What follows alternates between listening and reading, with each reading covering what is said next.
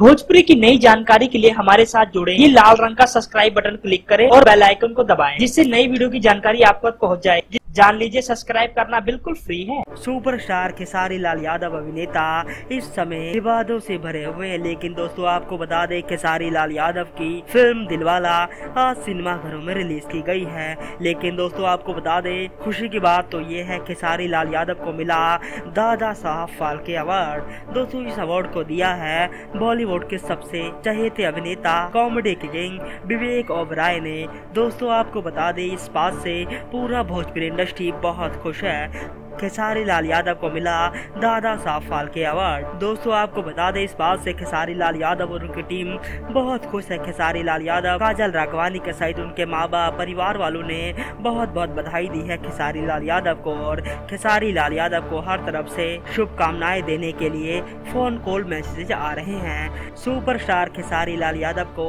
हम हमारी टीम की तरफ से बहुत बहुत मुबारक। धन्यवाद।